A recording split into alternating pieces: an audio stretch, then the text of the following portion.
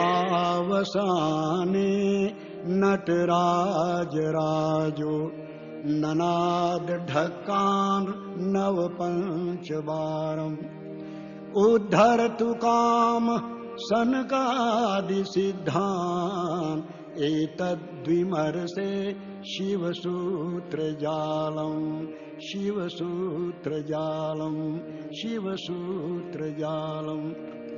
डिमिक डिमिक डमरू कर बाजे डिमिक डिमिक डमरू कर बाजे प्रेम मगन नाचे भोला भोला डिमिक डिमिक। काशी या बनारस नाम से विख्यात वाराणसी आध्यात्मिक ज्ञान और बेहतरीन दृश्यों के लिए तो जाना जाता है।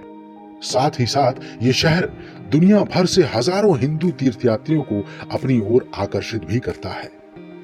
गंगा नदी किनारे बसे 100 से अधिक घाट की बहती हवा इस आध्यात्मिक शहर से होकर गुजरती है।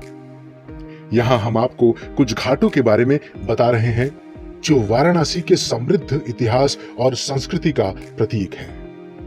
ऐतिहासिक दशाश्वमेध घाट सबसे पुराने और सबसे महत्वपूर्ण घाटों में एक दशाश्वमेध घाट वाराणसी के सबसे ओजस्वी घाटों में से एक है।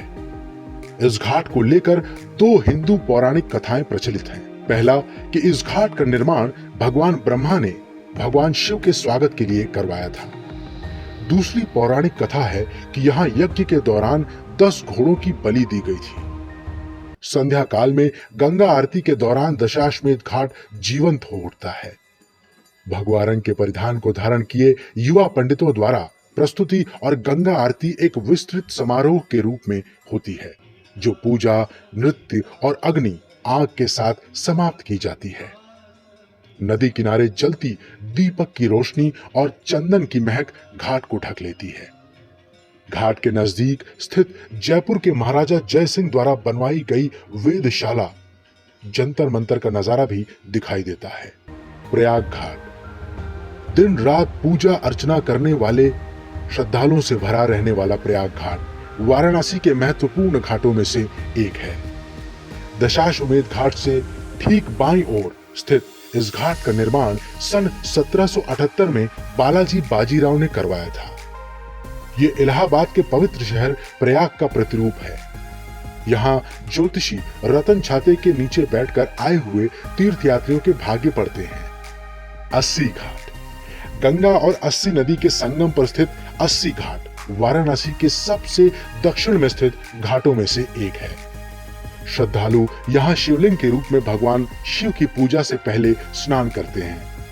ये वो स्थान है जहाँ लंबे समय के लिए आए शोधार्थी, विदेशी छात्र और पर्यटक आते हैं। ये वही अस्सी घाट है जहाँ मशहूर भारतीय कवि तुलसीदास जी ने रामचरितमानस जैसे ग्रंथ की रचना की थी। इस घाट पर शिवरात्रि जैसे बड़े त्योहारों पर लगभग 22,000 लोग समायोजित हो सकते हैं। यहाँ प्रत्येक शाम 7 बजे आरती का आयोजन किया जाता है।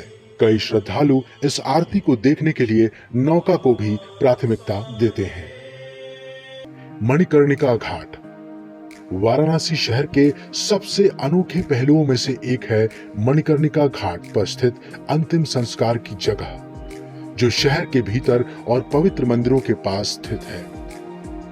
कतार में रखी लकड़ियों के ढेर और आग की धारा में लगातार जलते शव, प्रत्येक शव को कपड़े में लपेटकर एक अस्थायी स्ट्रेचर पर गलियों से लाया जाता है।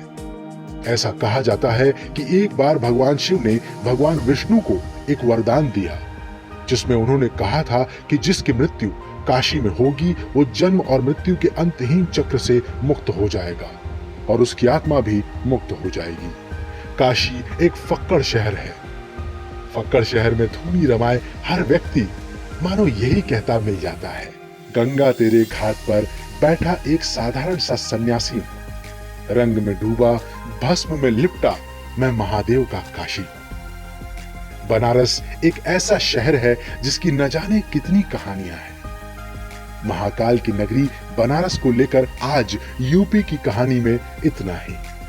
इस शहर की और खूबसूरती दिखाएंगे अगले वीडियो में। तब तक के लिए बने रहिए द यूपी खबर के साथ।